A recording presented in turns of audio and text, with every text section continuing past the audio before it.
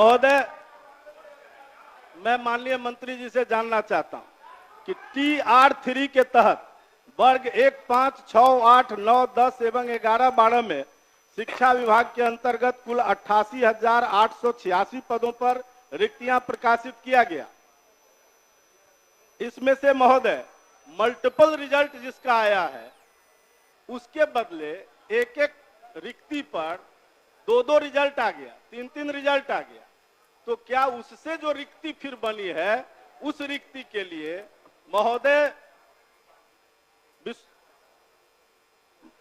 क्या महोदय 15/1/25 के जारी प्रपत्र के आलोक में अध्याची शिक्षा विभाग क्या अध्याचना कर सकती है कि उनके जगह पर उन लोगों की फिर से बहाली हो जाए? माननीय मंत्री। अध्यक्ष महोदय, हमने अपने जवाब में स्पष्ट लिखा है कि 8886 पदों की रिक्तियां प्रकाशित किया गया था। आरक्षण रोस्टर के परिप्रेक्ष्य में बिहार लोक सेवा आयोग द्वारा परिणाम प्रकाशित किया गया है। उन्हीं विषयों कोटि में रिजल्ट प्रकाशित नहीं किया गया है जिसमें अभ्यर्थी नहीं है या न्यूनतम कट ऑफ अंक प्राप्त नहीं कर पाए हैं। वर्तमान में TR3 के तहत पूरक परिणाम जारी करने का कोई भी प्रस्ताव सरकार के समक्ष विचाराधीन नहीं है। तो स्पष्ट है, जब कोई अभ्यर्थी नहीं है। नहीं, अभ्यर्थी है महोदय, अभ्यर्थी है। नहीं है तो 6 से 7 हजार महोदय, 6 से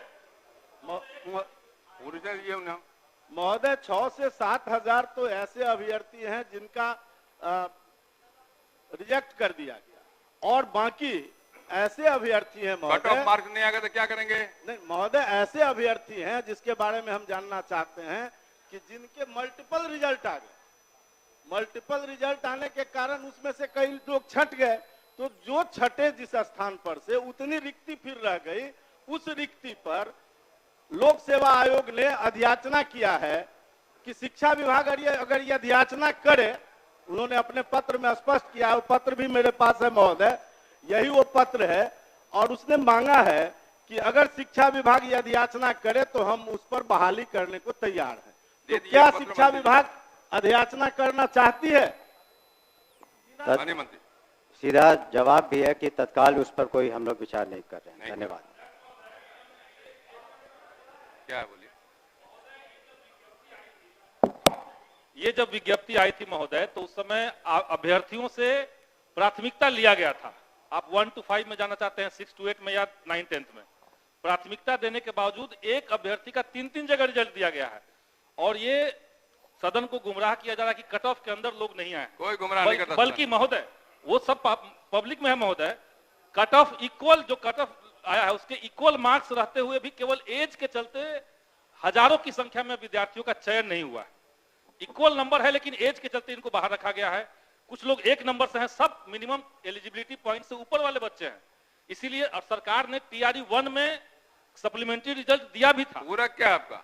सरकार TR1 की तरह रिक्त पदों पर सप्लीमेंट्री रिजल्ट नहीं देने का विचार क्यों कर रही है, क्यों मना कर रही है देने से, ये हम जानना चाहते हैं। हम लोगों ने इस पर विचार किया था और जो BPSC एक इंडिपेंडेंट कमीशन है और वो अपना निर्णय लेता है, और जो निर्णय उन्होंने शुरू में एक बार प्रकाशित किया कि बाद में किसी तरह का उन्होंने जो भी मानदंड रखा था उसी के आधार पर रिजल्ट निकला।